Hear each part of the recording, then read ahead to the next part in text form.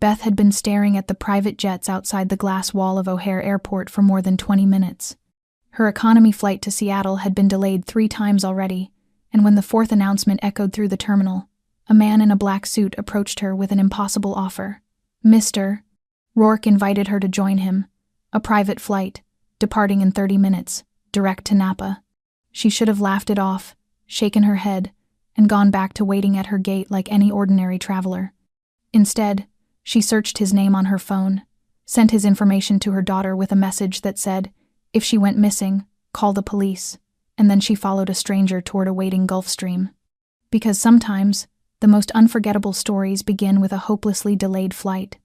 That afternoon, O'Hare smelled of expensive coffee and the quiet frustration of hundreds of passengers drifting between late departures.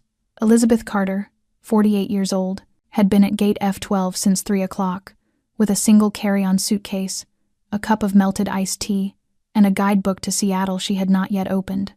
Everything had been planned for weeks. Arrive early, rest overnight at a small hotel by the harbor. Yet after more than 5 hours, the only thing she could do was sit and watch the sleek private planes taxiing past the large window. The Chicago sky was heavy and gray. The sun had long disappeared behind the glass towers. Yellow lights on the terminal floor cast a dim reflection on Beth's face as she leaned her forehead against the cool glass, eyes following a private jet that had just landed near the executive hangar. It was the kind of plane that made people think of one word: luxury. Its polished body gleamed under the floodlights, the retractable staircase unfolding with effortless grace. A man stepped out from the terminal door, tall, wearing a charcoal overcoat, his stride purposeful yet unhurried. Even from a distance, through the fogged glass, Beth could sense something different about him. Perhaps it was confidence, or the quiet authority in his movements, or maybe the way people near him instinctively shifted aside without realizing they had done so. When he stopped at the bottom of the stairs, he lifted his head, his gaze meeting hers through the pane, across several dozen yards of tarmac. For a few suspended seconds, time seemed to stop. Then he turned away and climbed the steps. Beth blinked, returning to reality. Strange, she thought. Perhaps it was hunger and fatigue playing tricks on her, a wealthy man glancing toward the economy passengers in the terminal. A familiar story in the modern world. She looked down at her phone, battery blinking red, scrolled through Seattle's weather report, then opened her messages intending to complain to her daughter but stopped. Instead, she pulled out her travel guide, turned to the section titled Affordable Eats in Downtown, trying to make her wasted time feel useful. She did not expect that only minutes later, a man in a neatly tailored suit looking like high-end airport security would stand before her and speak gently. "Excuse me, Miss Carter? My name is Daniel. I work for Mr. James Rourke, the gentleman who just boarded that jet outside. He would like to invite you to fly with him to Napa. The plane departs in 30 minutes. No delays, no connections." Beth frowned. "I'm sorry, what?" Daniel handed her a thick business card embossed in gold. "Mr. Rourke noticed you've been waiting for quite some time. He thought you might prefer this flight instead of spending more hours here." There was no trace of humor or persuasion in his tone, only calm professionalism. Beth took the card. The gold letters read, Rourke Holdings, Napa Valley, California. She searched the name on her phone. The results appeared instantly. Jameson Rourke, real estate magnate, owner of resorts and vineyards across Northern California. No criminal records, no scandals, nothing suspicious. She sent all the information, including a photo of the business card, to her daughter with a half-joking message. "I've just been invited onto a private jet by a stranger. If you don't hear from me in 12 hours, call the police. His name's James Rourke. His assistant is Daniel. I'm considering it." Outside the window, the jet still waited, its amber lights blinking softly, almost expectant. The airport loudspeaker crackled again. "Flight 752 to Seattle will be further delayed. Estimated departure time, 10:45 p.m. We apologize for the inconvenience." Beth closed her eyes and sighed.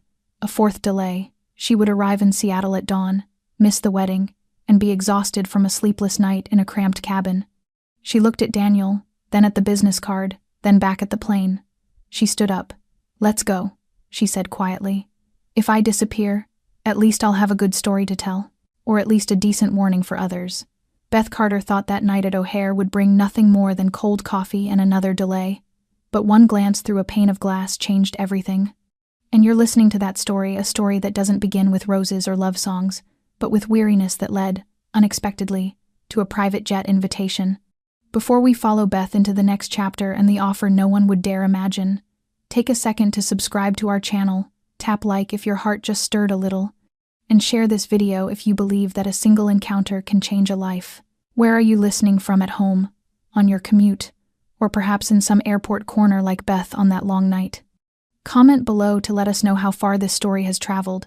And now, let's turn the page to the next chapter, the unbelievable invitation from a stranger. Daniel led Beth out of the waiting area and down a quiet hallway reserved for business travelers, where the lighting grew softer and the faint scent of oak replaced the crowded air and stale coffee of the main terminal. She felt as though she had stepped through a door into another world, one without loudspeakers, without endless lines, without the weary stares of stranded passengers. Everything here was quiet by design. 2 security officers nodded politely as Daniel scanned his badge. The glass doors slid open to reveal the waiting Gulfstream, its cabin lights spilling a warm amber glow onto the tarmac like an unspoken invitation. Beth descended the short ramp, her shoes meeting the cold concrete of the private runway, and somehow she felt calmer than she had all day inside the main concourse. The night air brushed against her face, carrying the faint scent of jet fuel mixed with a surge of excitement she hadn't felt in years. Daniel walked ahead, stopping at the foot of the aircraft stairs and gesturing for her to follow. Beth looked up into the open doorway of the plane, where the golden light shimmered across the polished walnut paneling and soft leather seats. She took a slow breath, then climbed each step, her curiosity and caution rising together. At the final step, she stopped. The man from earlier, James Rourke, was there. Closer now, clearer. He was tall, upright, with neatly combed silver-streaked hair, wearing a white shirt with rolled sleeves and a navy blazer draped casually over his shoulders. His gaze met hers without hesitation, without judgment. It was steady, as though he already knew who she was. "You came," he said, his voice low and distinct, carrying a trace of the East Coast with the lilt of Ireland. "I wasn't sure you would." Beth gave a half-smile, half-guarded look. "Neither was I. But my flight's been delayed for the 4th time, and I figured, if I'm going to be kidnapped, at least the kidnapper dresses well." James chuckled softly.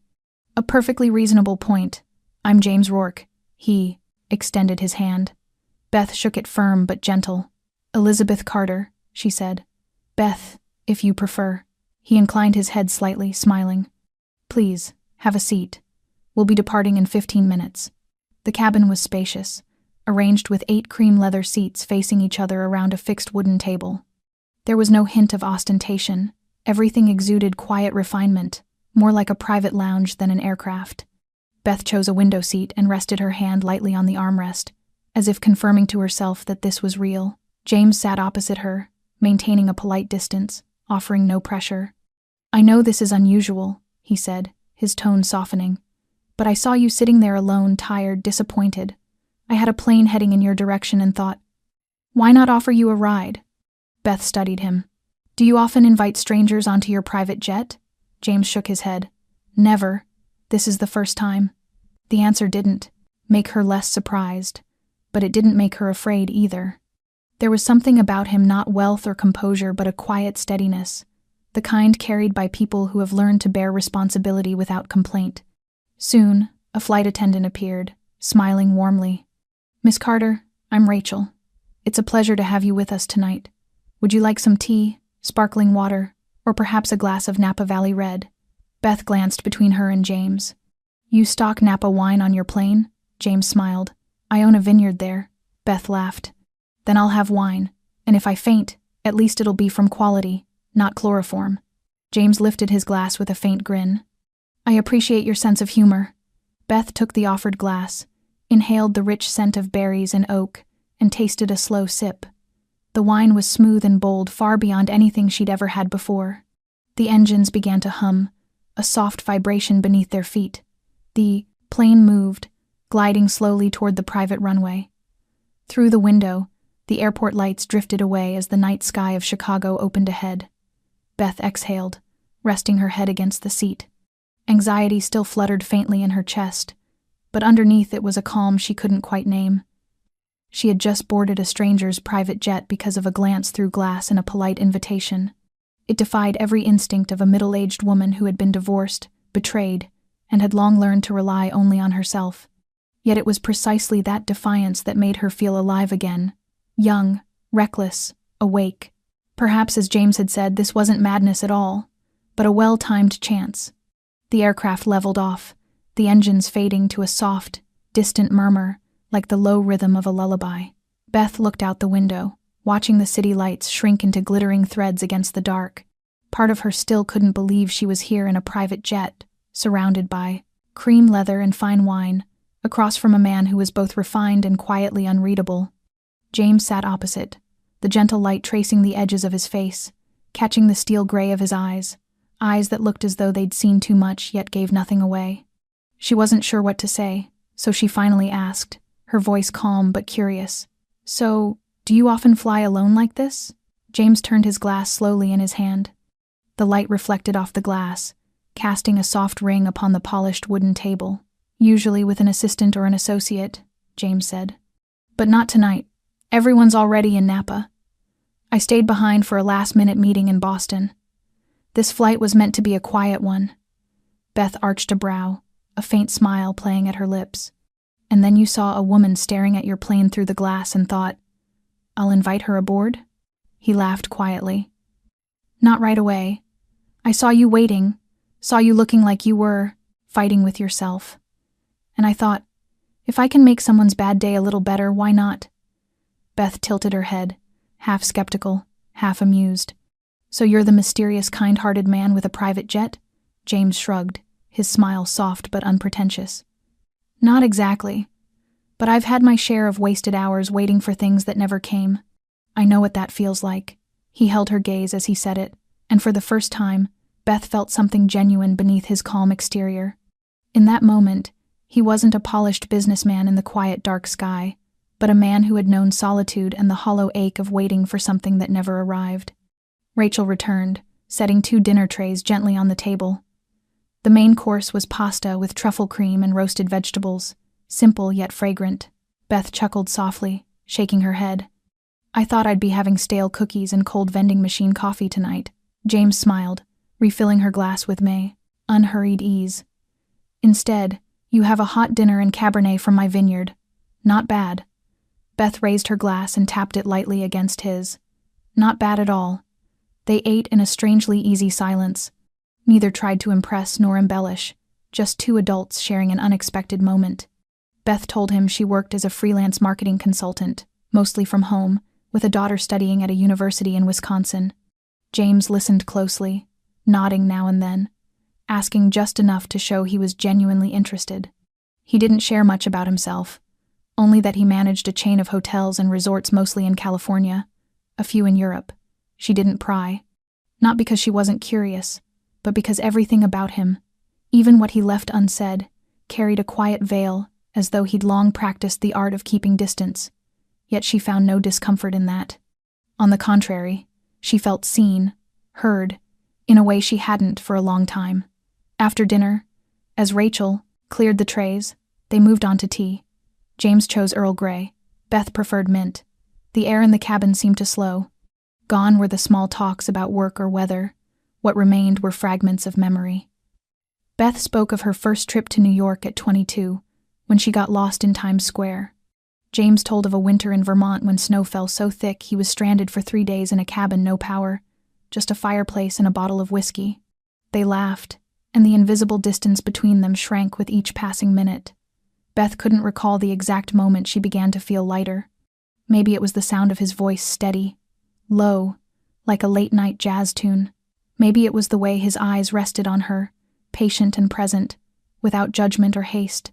Or maybe it was simply being here, sipping wine, on a private jet, talking to a man who made her feel visible not as a divorced woman, not as a delayed passenger, but as herself.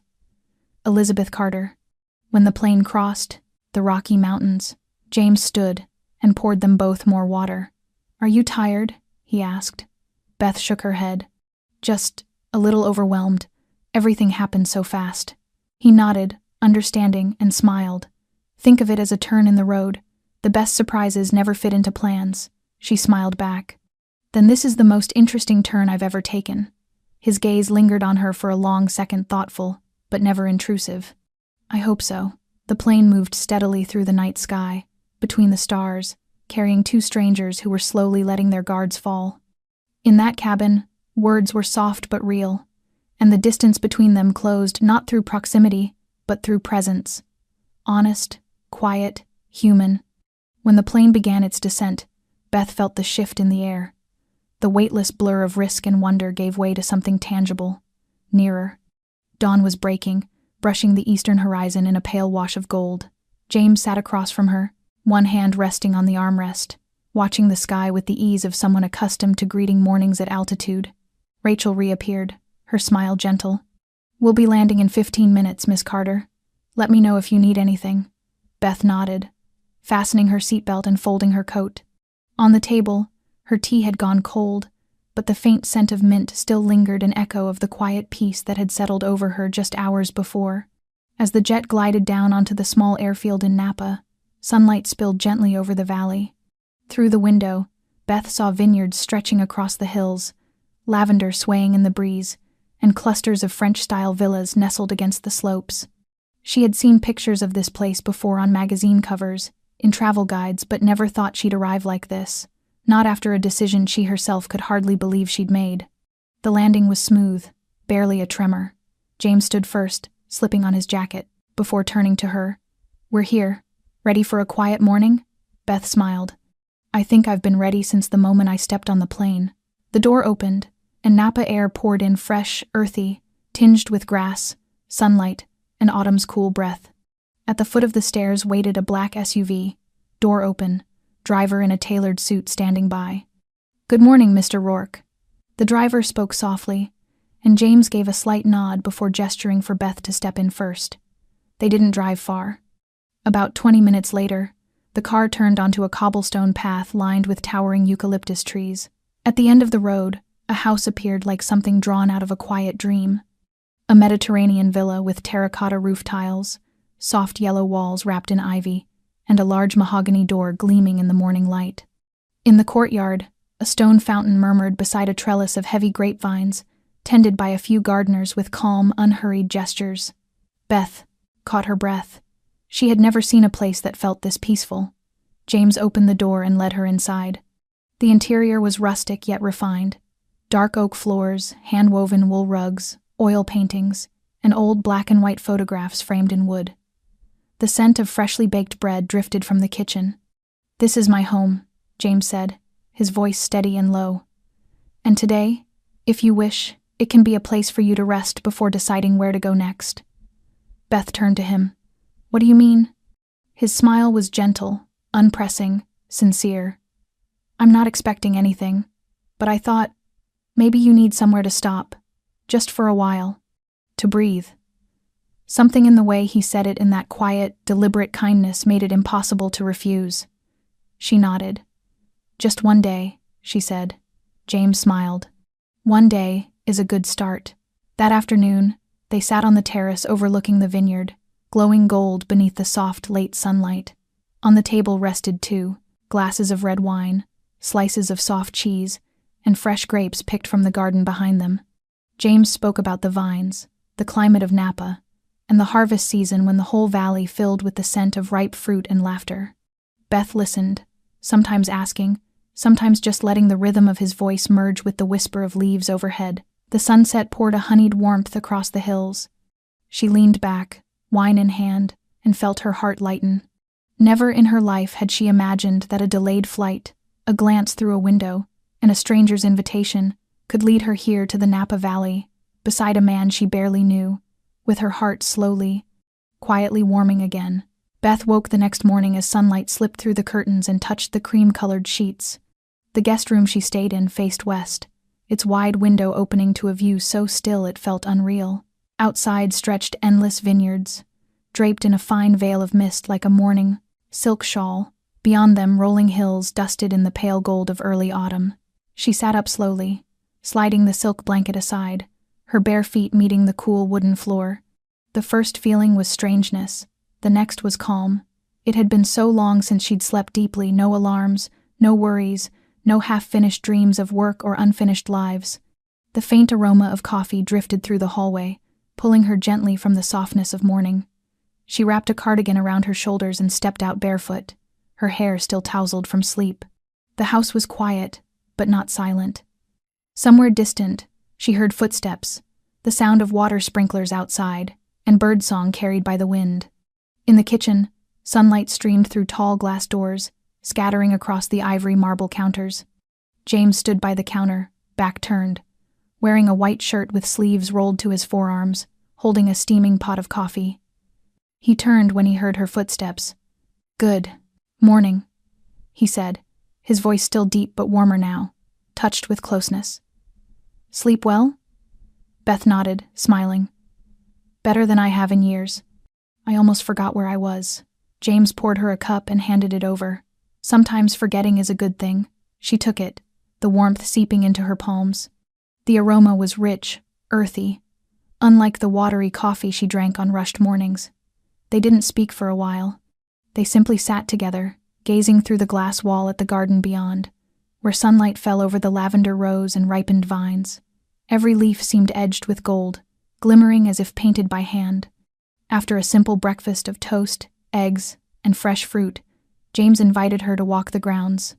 Beth slipped into canvas shoes and a light jacket, walking beside him along a stone path bordered with wildflowers. He showed her the vineyard blocks where Cabernet grapes grew, where the oak barrels were stored, and the small barn where workers were, starting their morning. She noticed the way they greeted him with respect, softened by familiarity, as though he were not merely their employer, but the quiet guardian of this land. He spoke little, asked brief questions, smiled, nodded. When they passed a small garden corner, Beth stopped.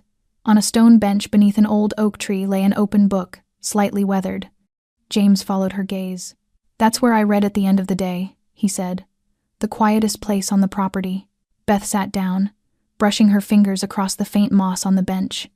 A light wind passed through, carrying the scent of leaves and earth. She looked up at him, her voice low. "Do you always live like this, peaceful, slow, complete?" He paused before answering. "Not always, but I chose this after years of the opposite." His words lingered in the air, and Beth fell silent. She too had once lived fast, chasing deadlines, fulfilling roles, existing for others rather than herself. But she had never allowed herself to stop, to simply be, not until now. No plans, no goals, just the morning, the open air, and a cup of coffee in her hand. When they returned to the house, the sun had climbed high. The vineyard shimmered in shades of green and gold. Beth walked slower, with no rush to be anywhere. For the first time in months, maybe years, she felt herself breathing, truly breathing. Not to survive, not to endure, but to feel. Every step was lighter, every second carried its own quiet purpose. Something in the rhythm of this place, in the unforced way James moved through it, made her want to stay, just a little longer. One more day, one more morning, one more cup of coffee. Not for the beauty or the luxury, but for the stillness she had only just rediscovered after so long forgetting what peace felt like. That evening, after a day wandering the vineyards, tasting wines, and having lunch under the grape arbor, Beth and James sat together in the living room, the fire crackling softly in the hearth.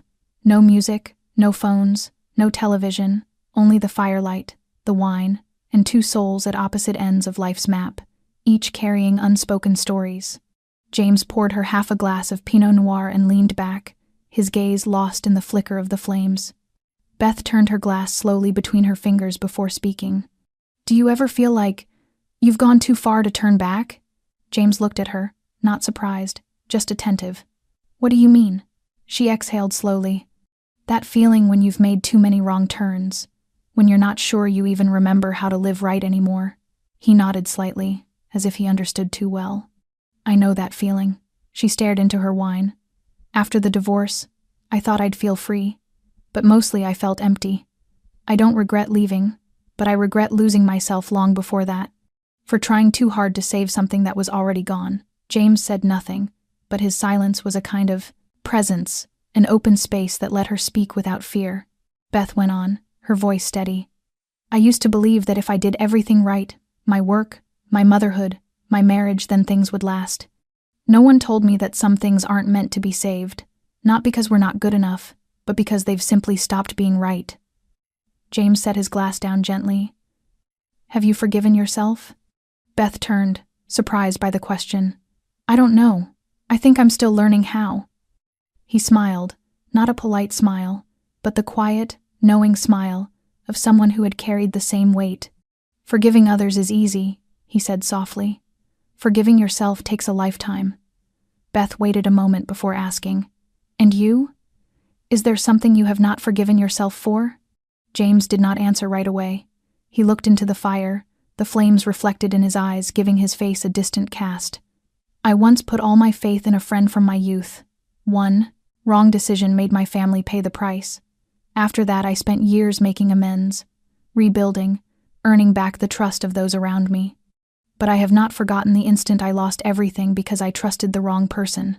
He paused, then turned to her. I have never told that to anyone who does not belong to my past. Beth said nothing, but her slight nod held a deep, quiet trust. She did not probe, did not ask him to explain, because she knew that everyone has wounds, and sometimes what matters is simply having someone patient enough to listen without trying to fix them. James stood and took a small wooden box from the bookshelf. He opened it to reveal old photographs, yellowed papers, several handwritten letters.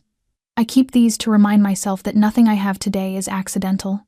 It is the long thread of losses and choices. Beth studied the photographs.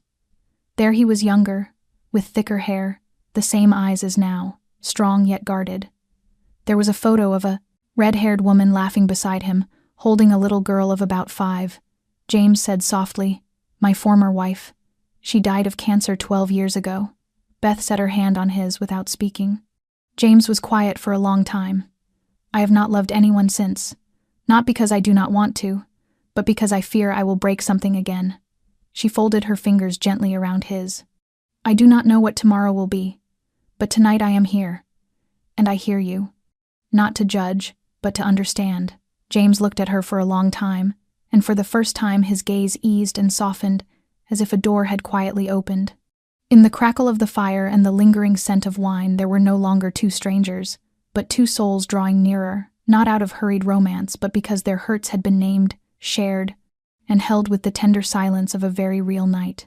That night, after the long conversation by the hearth, Beth returned to her room with a quiet mind full of thought. She lay, on her side, her back pressed to the soft fabric of the pillow, her eyes following the pale orange glow of the lamp breathing across the ceiling. Outside, the Napa Valley was as still as a wordless song. No traffic, no mechanical noise, only wind slipping through the vines and crickets whispering sleep. But sleep did not come as quickly as she hoped. There was something in James's eyes when he spoke of the past that unsettled her. Not suspicion, but the blur of things left unfinished.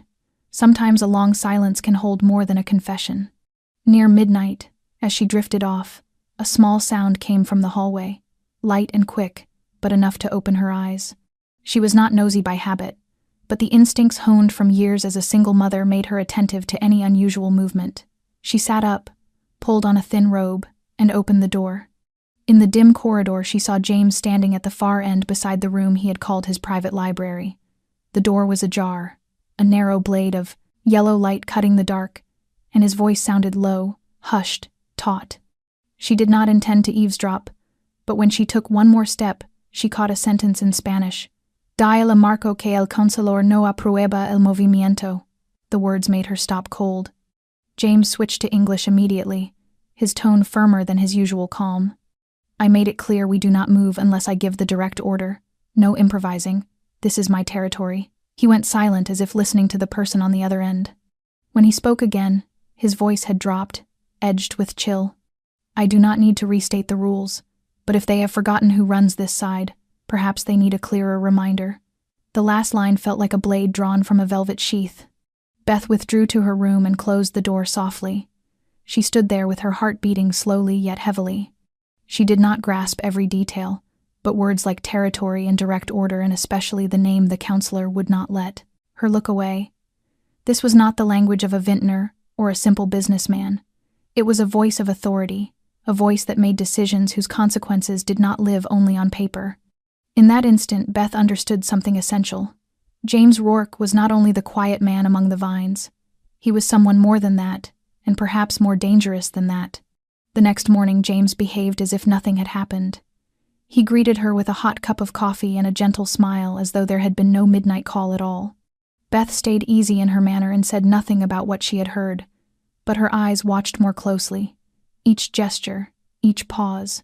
She began to notice that the people who came and went in the house did not look like ordinary staff. The driver from the day before was not merely a driver. The way his eyes swept the perimeter before settling on James was not the reflex of a chauffeur, but of a protector. And Daniel, the man who had met her at O'Hare, reappeared that afternoon without notice and murmured something into James's ear that darkened his expression for a brief moment. Beth sat in the back garden with a glass of water, her gaze on the lavender while her mind replayed what she had heard. She did not feel fear in the primal sense. James did not make her feel unsafe. On the contrary, he had been unfailingly gracious, measured, patient, but the truth was that he was not as simple as he had said, and even if he had not lied, he had not told everything. That did not erase what they had shared, but it told her she had stepped into a world with more layers than its surface, a world she might need to prepare to understand and accept, or else leave before it was too late. What shook her most was not what she had heard, but her own response. Rather than fear, she felt curiosity. Rather than run, she wanted to know, and deep down she knew their story had only just begun. That evening, after a simple meal of grilled meat and garden vegetables, Beth and James sat again on the veranda, where the lantern light fell softly on clusters of ripe grapes, glimmering in the dark. The air was heavier than usual, not because of any specific word, but because of a hush between them, as if both were waiting for the other to begin. Beth set her glass down, drew a steady breath, and spoke quietly without pretense. "I heard you on the phone last night." James did not look at her right away. His eyes stayed on the vineyard where the wind brushed the leaves. He was silent for a long moment before he answered, his voice even and slow. "I know." Beth nodded slightly. "I did not mean to, but I heard that name. The counselor. The way you spoke is not how hoteliers or vintners speak." James turned then, his gaze open and steady. "Because I do not only do those things." He stopped, weighing how much to say, then went on. "I was born in New Jersey. My family was not wealthy, but we had roots. My father worked as a coordinator for a network of business that was not official. No narcotics, no trafficking, but everything else was more flexible than the law would allow." He lifted his head and met her eyes with unguarded honesty. "I grew up in two worlds. On one side were men in suits who ran restaurants, hotels, parking lots. On the other side was the law that always suspected us. I was taught to choose my words, to keep distance, to never let anyone know what I truly did." Beth listened without interrupting. James continued, without bravado, without pride, only a simple permission granted at last to tell the truth. "I studied business, graduated, tried to do everything right, but after my father died there were things I could not leave behind. Relationships, responsibilities. I do not run illegal operations, but I stand in the middle to make sure nothing spills out of control. They call me the counselor, the one who advises, who calms disputes, and sometimes the one who makes the final call." Beth said, "Nothing," her eyes steady and clear. James leaned back as if setting down a long carried weight. "I have spent the last 10 years making everything I can lawful. The hotels, the vineyard, the restaurant group, but the old threads remain. I will not deny that to you, because I do not want to begin anything built on a false premise." Beth lifted her glass again, her hand slightly unsteady, her voice calm. "Have you ever harmed anyone? An innocent person?" James did not blink. "No, that is the one line I never cross. At times I have forced people to decide. I have made them afraid to protect what I believe is right, but I do not touch those who are not involved. Never." Beth nodded and did not look away. Her heartbeat slowed. Something in his words made her believe him. Not entirely by logic, but with the instinct of a woman who has weathered enough hurt to know when someone is telling the truth. "Thank you for not hiding this," she said softly. James leaned forward. "I will understand if you want to leave. This life is not for everyone." Beth smiled faintly and tilted her head. I have not said I will stay, but I have not said I will go. Perhaps I need one more morning. And one more glass of wine. James looked at her for a long moment, and then he smiled as well. It was not a smile to conceal anything, but a lightening of the air, as if for a brief instant in the quiet Napa night he had found a small holdfast in his layered world. And Beth, though she had no final answer, knew that a part of her had stepped deeper into this story and was not yet ready to turn back. The next morning, James invited Beth to take a drive through Sonoma, not far from the villa. She agreed, partly out of curiosity, partly because after the honesty of the previous evening, something between them had quietly shifted. They left the house around 9. The sky was clear, the sunlight gentle, the breeze scented faintly with pine needles and dry wood. James drove himself, no driver this time, and Beth realized it was the first time she had seen him behind the wheel. The black SUV hummed softly along winding valley roads, past vineyards near the end of harvest, past wooden cottages with white fences and late-blooming roses. He drove with the calm precision of habit, one hand resting lightly on the wheel, the other pointing out small roadside diners, old wine shops, and gas stations he remembered from his youth. Beth sat beside him, watching the scenery slide past her window, feeling a quiet stillness settle inside her, as though the distance between them had shrunk without her noticing. They reached the town square of Sonoma by late morning. The small streets lay under the shade of old oak trees. The brick buildings had become bookshops, artisanal cafes, and stores selling cheese and local wine. James took her to a pastry shop called Flora, where an elderly server greeted him by name with easy warmth. He smiled, returned the greeting, and pulled out a chair for Beth. They ordered lemon tarts and hot coffee, sitting outside beneath a canopy of golden leaves drifting lazily down. Beth was surprised by how many faces James remembered, the names of clerks, old patrons, even the small terrier trotting beside the candle shop owner across the street. She had thought of him as private, isolated within his own world, but today she saw something different. He was not alone. He belonged here, quietly but deeply. After lunch at a small Italian restaurant where they shared lasagna and aged red wine, they wandered through the streets and stepped into a used bookstore. Beth was drawn to the section of old classics, where leather-bound novels stood stacked in the amber glow of reading lamps. James didn't say much. He simply stood beside her, occasionally pulling down a book, handing it to her, or asking if she had read it. She picked up a novel she'd loved in college, smiled faintly, and asked, "Do you remember every book you've read?" He smiled back, the same gentle look he'd worn the night before. "I remember how they made me feel, the way I remember how it felt sitting beside you on that plane that night." The words left her silent, not from embarrassment, but from the quiet recognition they stirred. She looked at him longer this time, and for the first time, didn't try to resist whatever had been forming between them. It wasn't impulse or simple attraction. It was recognition, the moment when two people, among countless others, happened to stop in the same place, at the same time, in the same state of heart, and see each other. On the drive back, the sky softened with clouds. The mountains in the distance blurred under a faint veil of evening mist. James didn't turn on the radio, and Beth didn't ask him to. She rested her head lightly against the window, watching the road ahead, then said softly, "Today felt real." James glanced at her, smiling. "Yes, and easy. No plans, no masks." She nodded, then said almost to herself, "You're not what I thought at first." He raised a brow. "And what was that? Cold, controlled, full of secrets." He laughed quietly. "Still full of secrets, but I'm trying to keep fewer." She laughed too, not in irony but in understanding.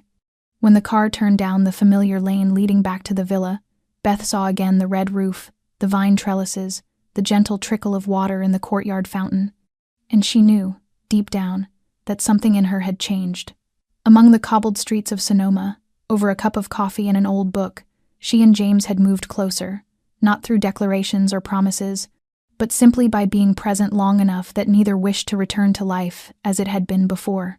That evening, after their return from Sonoma, James suggested they build a small fire in the garden. Beth was surprised, but she didn't refuse. He said it was a habit from childhood, when his family lived in New Jersey, and autumn nights were excuses for everyone to gather by the flames. He prepared everything himself, with practiced ease. When she stepped outside, The fire was already burning steadily, fed by carefully stacked logs. The wooden chairs were arranged in a circle, 2 glasses of red wine waiting on a small side table. The moon was not full, but bright, and its silver light spread over the vineyard like a soft mist, slowing the world into a quiet rhythm. Beth sat across from him, accepting the glass he handed her. For a long time, neither spoke. They simply watched the fire, listened to the gentle crackle of wood and the wind whispering through the trees. The silence was complete, but not empty. It was the kind that asked for nothing more. James spoke first. He told her about the first fire he built at 12, how he once dreamed of becoming a chef instead of inheriting a chain of restaurants and the weight of family duty. Beth told him about the summer when she was 14, camping, with her parents in Oregon, crying because she couldn't start a fire after hours of trying. They both laughed quiet, unguarded laughter that seemed to draw them closer. As the flames sank into embers, James rose, went inside, and returned with a soft wool blanket. He draped it over her shoulders, bending slightly, his hand lingering just a moment longer than necessary. She looked up, and in that instant their eyes met without haste, without defense. This time, James sat beside her, closer than before. "I know I carry a lot of unanswered questions," he said slowly, "but there's one thing I've been certain of since that night at the airport. You make me want to live differently. Not to start over, but to live differently." Beth didn't answer right away. She looked at the dying fire, then at him, studying her own heart as if testing whether it could still trust itself. She didn't feel afraid. She didn't feel uncertain. She simply saw a man with stories not yet told, sitting beside her like any other man on an ordinary night in a quiet place filled only with silence and tender light. Beth turned her face toward him, and this time she was the one who leaned in first. The kiss arrived without warning, yet without haste, their mouths touching as lightly as if they feared to break the fragile moment they had made. It was only a brush, just enough to still the world around them. James set his hand to her cheek, his fingertips grazing her hair as if to etch the feeling there. The kiss lasted only a few seconds, but carried more than anything they had said to each other. When they parted, Beth did not pull away, and she did not speak. She rested her head on his shoulder, and James wrapped an arm around her, holding her gently. There were no vows, no promises, only 2 people who had found each other at the very hour when their hearts needed a place to believe. In the tender dark and the fading firelight, they sat without asking for any further answer, because there are moments when a single light touch and a shared breath are enough to understand that something has begun and neither of them wishes to lose it. The next morning when Beth woke, James was no longer in the sitting room. She stepped into the back garden where the previous night's fire lay cold, only a few blackened coals left, and the wool blanket he had laid over her neatly folded on a chair. The morning air was pure yet carried a strangeness, as though the peace they had touched the night before had been only a temporary shelter. Beth walked inside and called his name softly. No answer. She was about to return to her room to change when she heard footsteps in the hall and saw James appear, but not as the man who had sat beside her at the fire. He wore a black buttoned shirt to the collar, his face composed, his eyes not meeting hers as they usually did, the gaze of someone counting variables rather than a man who had shared a first kiss with the woman he cared for. Beth stood still, watching him, waiting for an explanation. He only inclined his head and passed by as if something heavier than words had claimed him. She followed him to the study and stopped at the threshold. The door stood slightly ajar, enough for her to see a stranger seated opposite James, a tall man in a gray suit, his manner cold and controlled. A thick file lay open on the table, several sheets scattered, yet the eyes of both men did not leave each other. Beth could not make out the words, but the air inside felt dense and metallic, a tension so complete it chilled her. She stepped back, returned to her room, and sat on the edge of the bed, her mind spinning with the sensation of being pushed away from a world she had not yet fully entered. An hour later, James came to find her. He knocked softly, though strain still shadowed his eyes. "I am sorry," he said, his voice roughened as if by a long negotiation. "I had to meet someone from the past, something that would not wait." Beth kept, her tone even. "What is happening, James?" He was silent for a beat, then answered slowly. "A man who was once a partner and is no longer. He has returned to demand what is no longer his. And I cannot yield." Beth stepped closer, searching his face. "Should I be afraid?" James looked into her and shook his head. "No. I will not let anything touch you." She knew that when a man had to say those words aloud, danger stood near. He took her hand and held it, but something in his eyes had already closed. The closeness of the firelit night seemed to have met an invisible wall rising between them. For the first time since she had arrived, Beth felt a part of James she could not reach, a part he had long kept sealed, and that now had risen to reclaim its ground. All that day, James withdrew into quiet. He stayed in the study, spoke only when necessary, no longer the man who told gentle stories over dinner or listened to her small thoughts. Beth tried to keep to the ordinary, walking the rows of vines, reading in the parlor. Yet her mind hovered at the half-closed door at the end of the hall where the man she was learning to trust faced something she did not yet understand. By evening, when she brought tea, he only thanked her without lifting his eyes from the phone. She turned away with a nameless feeling, both worried and sad, recognizing that the night by the fire, with all its tenderness, might have been a pause before a coming storm, and that James, who had opened himself to her, was returning to the armor he had worn most of his life. The next 3 days passed in a taut stillness unlike anything she had felt since arriving. James remained present, dined with her, stayed courteous and kind, poured wine and asked if she had slept well, yet something in his gaze had stepped back. She felt the separation keenly, not loud or obvious, but an invisible distance forming by degrees, as if he were easing out of every bond before it grew too strong. She was not fragile, not a woman to be carried off by a kiss or a romantic supper. Yet these 3 days left her feeling like an extra in the story she had once been invited into, believing herself a part of it, now set aside without explanation. That morning Beth woke earlier than usual, sleepless and heavy with unanswered questions. She went down to the kitchen, made coffee, and stood looking over the vineyard turning the pale gold of early autumn. James entered soon after, as on every morning, but instead of the light smile and the brief kiss to her brow of the first days, he only nodded. Beth set her cup on the table and met his eyes. "James, I need you to tell me the truth," she said, firm but not harsh. "What is happening? Who was the man the other day, and why have you changed?" He stopped and held her gaze for a long beat, as if deciding how far he could go and what he must hold back. At last he exhaled and sat opposite. "Beth, some things are not simple to explain, not because I do not trust you, but because they are not purely white or black." She would not accept that. "Then show me the gray, James. I did not come here to live inside a pretty dream for a few weeks. I have seen you differently. I have trusted you. But I cannot sit in the dark while the air around you roils. At least give me the right to know where I stand and beside whom." He closed his eyes for a brief second, as if her words had brushed a wound he had hidden too well. "The man is Anthony Grimaldi," he said slowly. "Once a business partner to my family, now he wants back in. He wants control of certain lines we still hold, but this is not just business. It is power and influence and a network, and I cannot let it happen." Beth swallowed and felt her heart draw tight. The pieces slid into place, the midnight calls, the way others in town inclined their heads to James, the look in the stranger's eyes.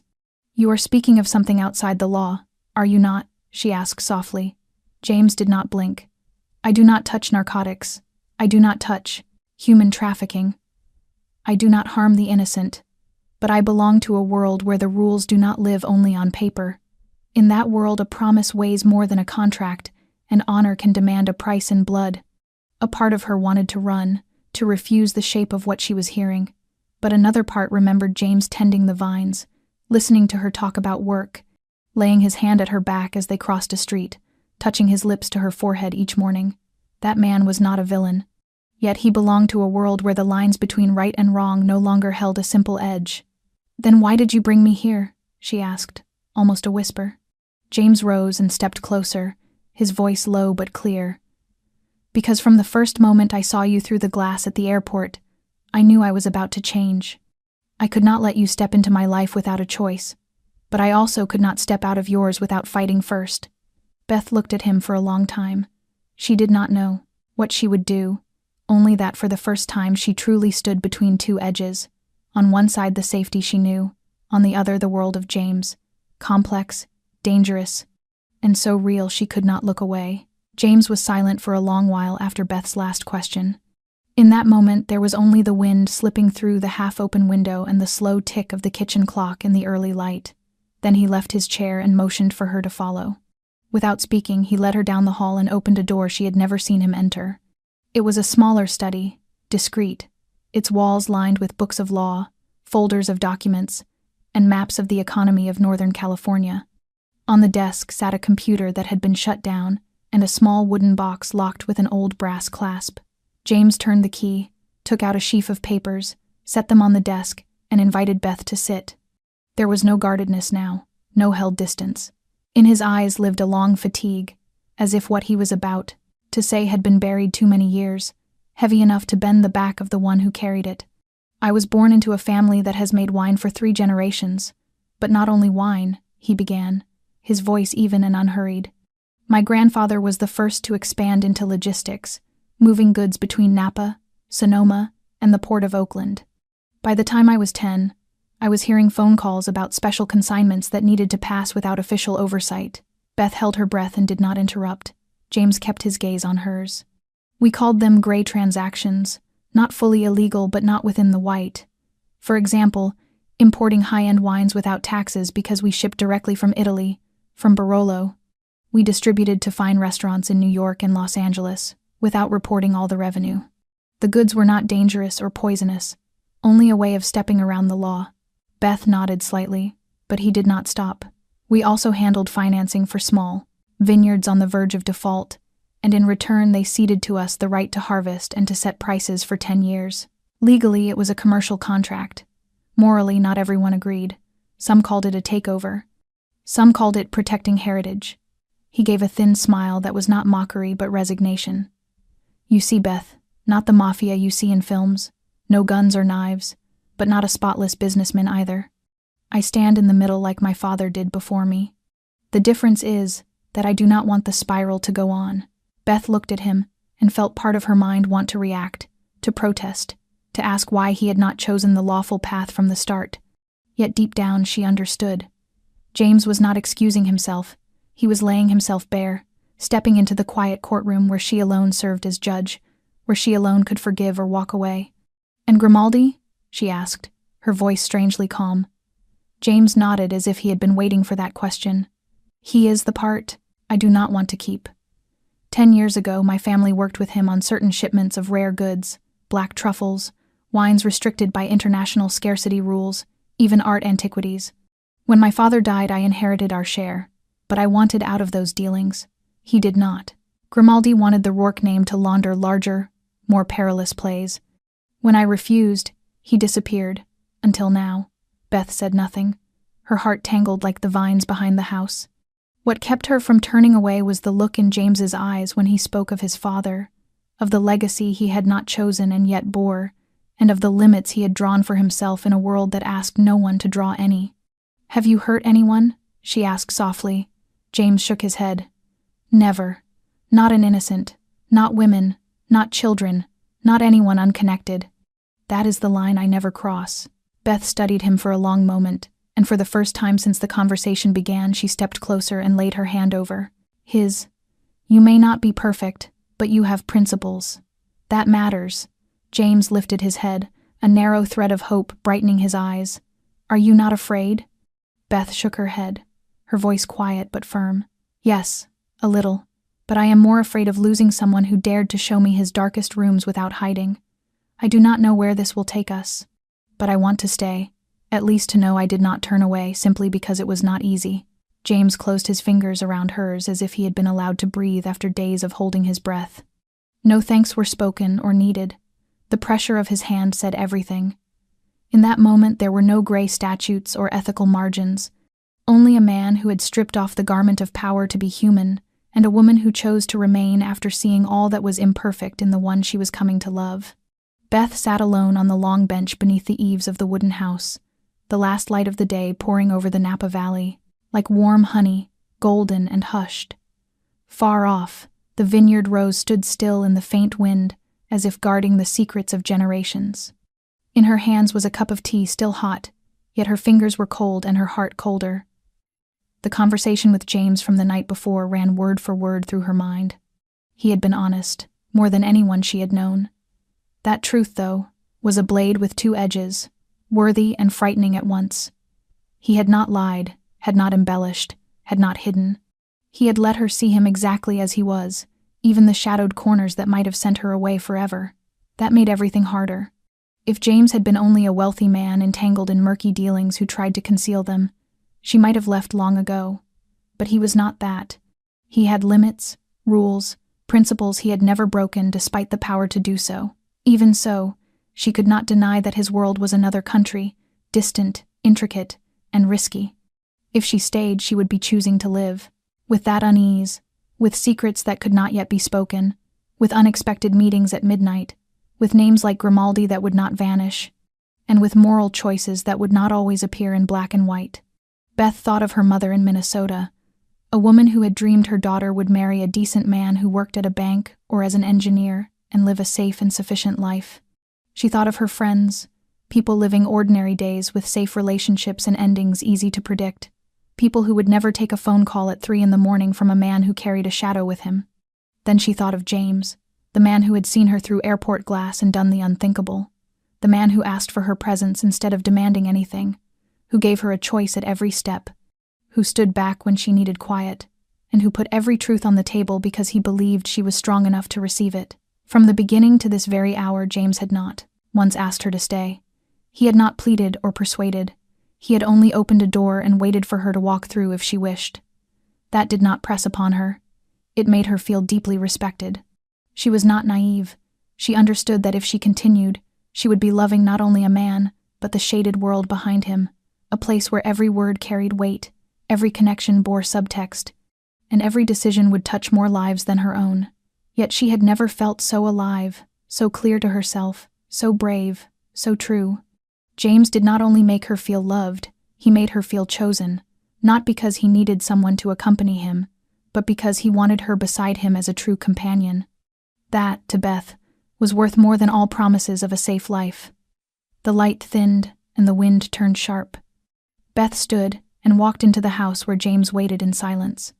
She saw his silhouette through the doorway, the same posture, shoulders slightly bowed, hands clasped, eyes turned to the garden, like a man awaiting a verdict. When she entered, he looked up, and for a heartbeat his gaze held everything, worry and hope and the readiness to let go if he must. Beth did not speak.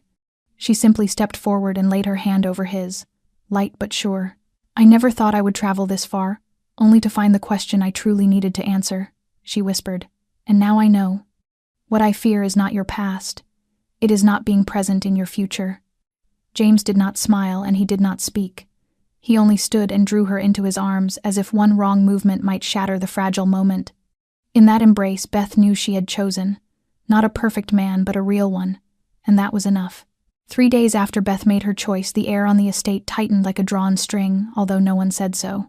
James rose earlier than usual, his phone always within reach, hushed calls in Italian woven with names familiar and strange. Beth did not ask, but she knew that everything was moving toward an unavoidable point.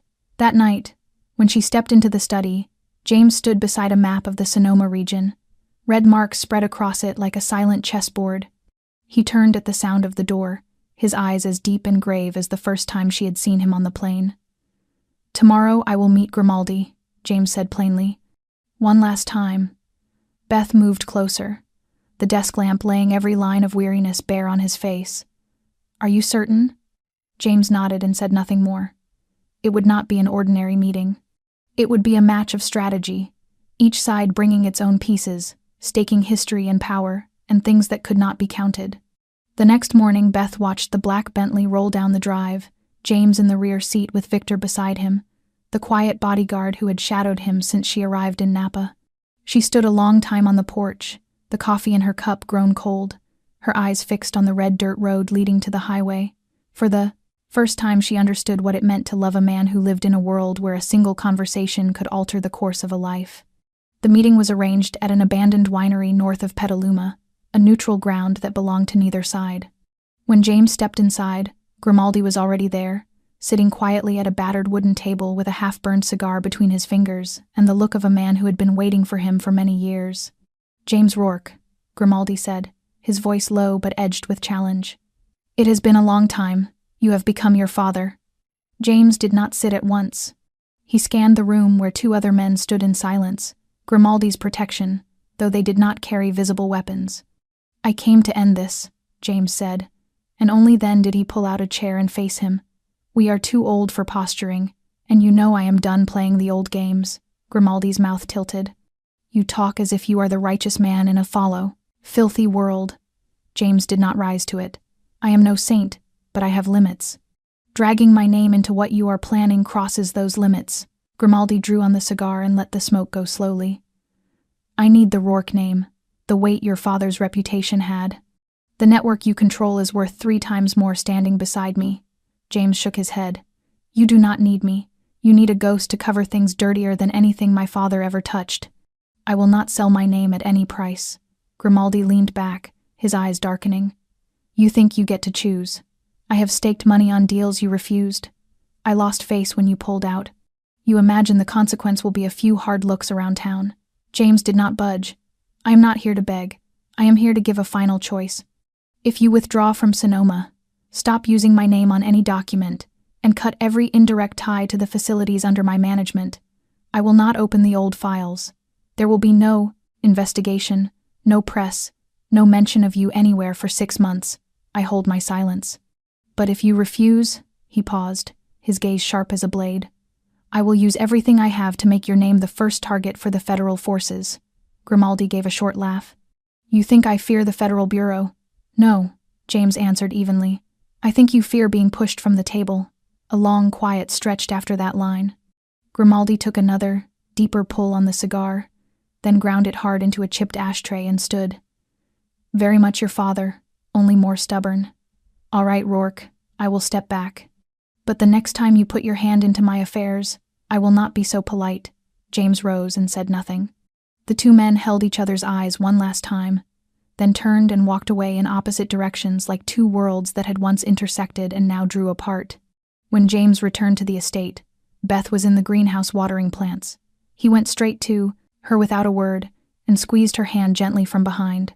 She turned and saw in his eyes something released, not exhaustion but relief. "Are you all right?" she asked softly. James nodded. "I am. I have chosen." Beth laid her palm against his chest and felt the steady beat beneath his shirt. "I am proud of you."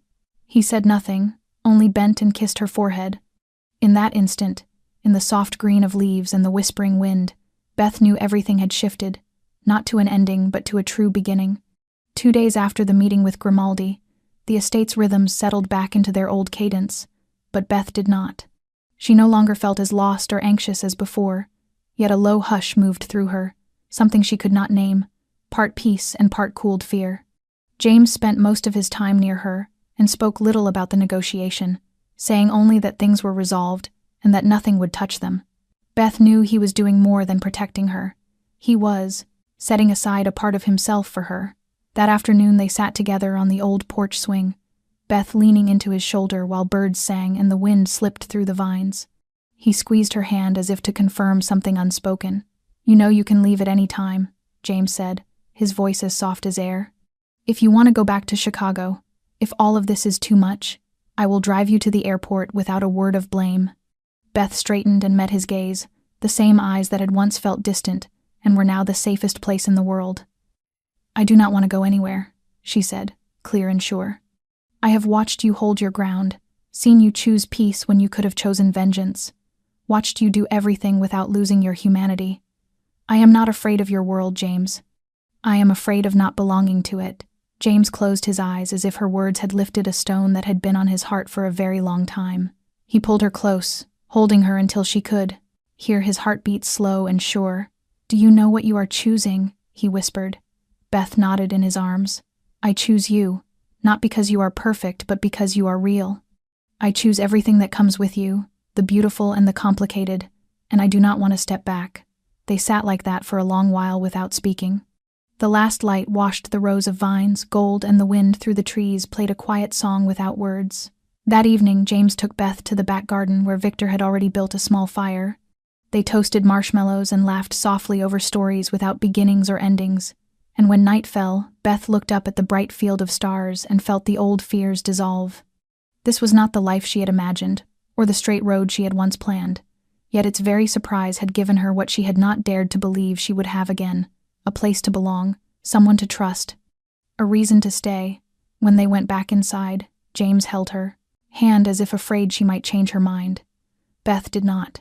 Her decision had been made the moment she first saw him through the airport glass, and everything after had been the heart's way of confirming that this time, at last, she had chosen the right man. 2 months after that tight embrace on the porch when Beth whispered that she would stay, life settled between them into an oddly steady rhythm, so peaceful that at times she wondered if they were living in a small, bright pause the universe had set aside just for them. Each morning she rose a little before James and made coffee exactly the way he liked it, then carried it out to the balcony. He would appear after her with his hair a little mussed and a gray shirt and the last of sleep in his eyes, and the moment he saw her, everything softened. They sat side by side, drinking in silence, and watching the first light pour through the rows of vines as if everything else in the world could wait, but this moment could not be missed. Beth still worked remotely, advising a few small companies on brand strategy, but her schedule was freer and kinder now. She had room to breathe and to live and to see herself growing not through stacked meetings and thick spreadsheets, but in the way she listened when James spoke, in the way she stepped into the kitchen to help Rosa bake, in the way she tended the small pots of herbs in the backyard. James kept steering his enterprises, only now Beth was part of every decision, not by intrusion but because he turned to her and asked a single question. "What do you think?" At first she was startled to be asked about meetings with partners or plans to invest in a new winery, but she came to understand that to James, she was not only the woman he loved but the companion at his side. They kept their evenings for each other, sometimes cooking, sometimes walking the property under the moon, sometimes simply lying together reading. Once Beth brought home a novel she had loved in college and read him a few passages, and he listened without missing a word, as if it were a piece of music he had never known. One afternoon, while they were organizing papers in his study, she came across an old photograph nestled among documents, James as a boy beside a man she knew must be his father. The boy's eyes so like the man beside her now, only without the shadow. She set it back gently and said nothing, and he said nothing in return, and they both understood. Their love was not loud. It was woven from small gestures, knowing silences, and the patience to move together through the layered past. An email arrived from a company in New York inviting her to return full-time for a generous salary, a beautiful office, and a clear path upward. She let it sit for a few days and then quietly deleted it, not because she refused opportunity but because she had chosen a different life, one that might never be glamorous, that might have fewer grand meetings, but one with a man who kept her at the center of his days, with calm mornings and wind, and a peace she had not touched for many years. There was much still to face. She knew that, yet she was no longer afraid. She had chosen, and the choice grew truer with each day. One morning in May, when the light had turned warm and the vines were a bright green in the early breeze, James sat across from Beth at the table, and in a voice so light it caught her heart said, "Next week I want to take you to meet my mother in Carmel Valley." Beth blinked and set down her cup, her pulse jumping without reason.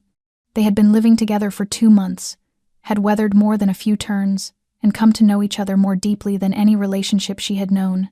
Yet meeting a mother brought its own invisible weight, all the more when that mother was the mother of James Rourke, a man not only wealthy and private, but a man who had walked the thin lines between the lawful world and the gray that defies easy definition. Beth nodded and kept her voice steady. "I would love to meet her." James only smiled, a quiet look that told her he knew this was a threshold and that she had chosen to cross it. That weekend they drove the Pacific Coast Highway along its winding arcs above the sea. Beth had never been to Carmel Valley, but the moment they entered that serene country, she understood why James had chosen it for his mother. The house rested on a gentle hill among lavender and old olive trees, simple and refined, with the tranquil beauty of the woman who came to the door. James's mother was small, her cropped silver hair neat, her eyes keen and warm. She did not speak much at first. She held her son for a long moment, then turned to Beth with a light smile and said, "At last you have brought her." Beth felt her heart ease.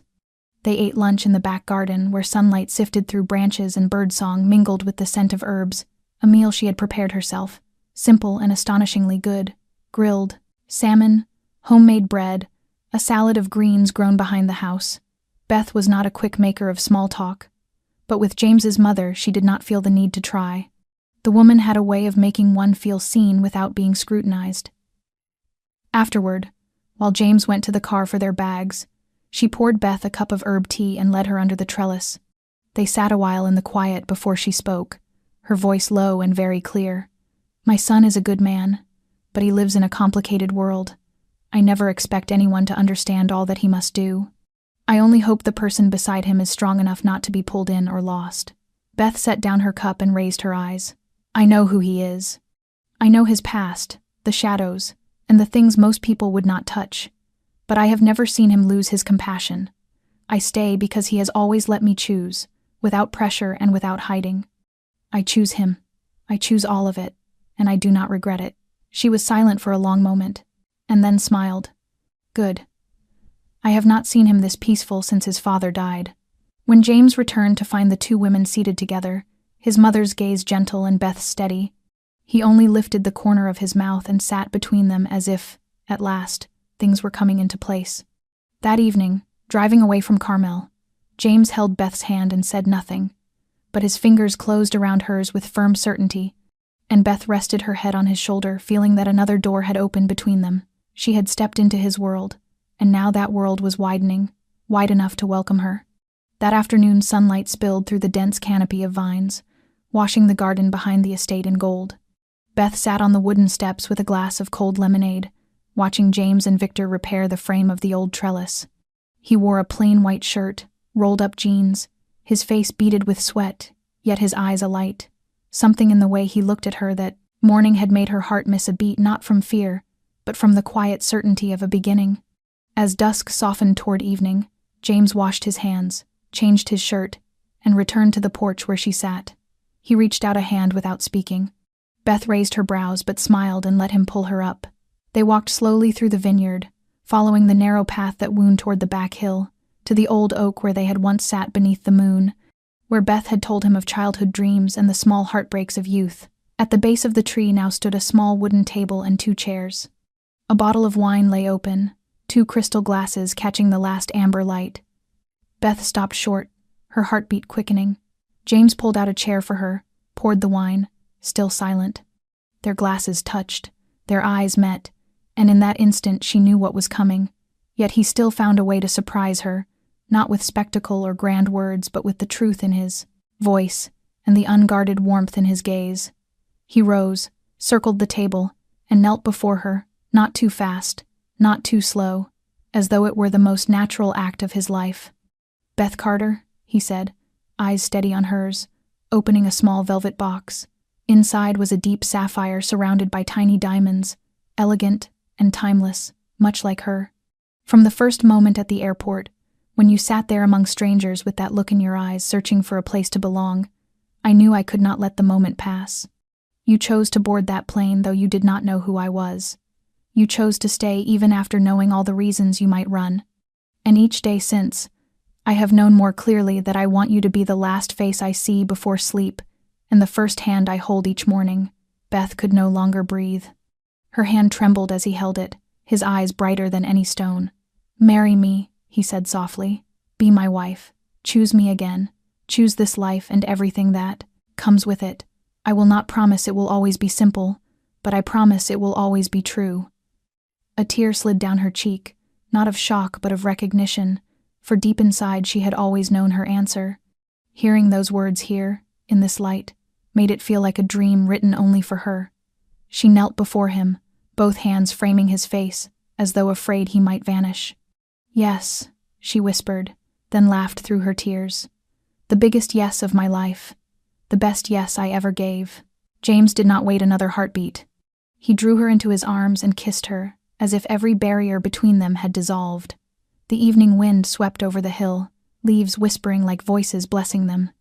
And in the midst of the glowing vineyard, beneath the gold of sunset and the blue of promise, their wild, improbable, beautiful love story found another chapter.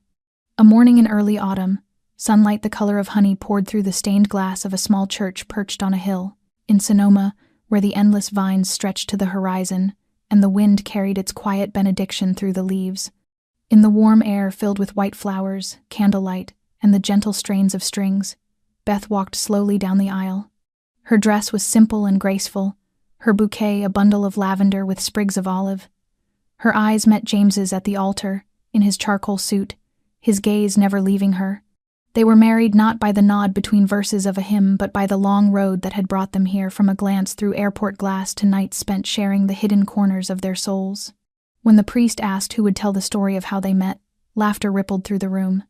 James took Beth's hand, turned toward the guests, and said with half a smile, half a tease, "She missed her flight.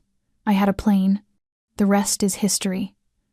Laughter filled the church, but in every face there was the quiet understanding that this was not luck, it was fate. For among millions who cross paths each day, some pairs of eyes pause, some wild choices lead exactly where we belong. The reception took place in the vineyard behind the house, the very spot where James had proposed. Long tables glowed under strings of golden lights, wild flowers, and bottles of wine aged for this day. Family, friends, everyone dear to them was there. Sarah, Beth's closest friend, leaned in to whisper, "I still can't believe you're marrying a man you met because of a flight delay.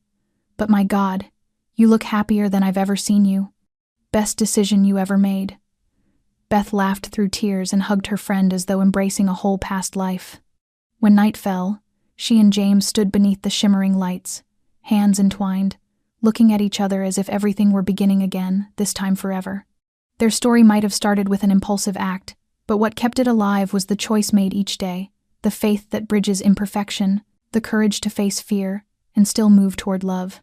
Perhaps not everyone gets invited onto a private plane, but each person has a moment to choose a new journey. Sometimes the choices that seem the most reckless are the ones that lead us home to what our hearts have long been seeking. If you have listened until now, thank you for giving this story your time. What about you? Have you ever stood at the edge of a decision that seemed unreasonable, yet turned out to change your life? Do you believe a single bold leap can open an entirely new world?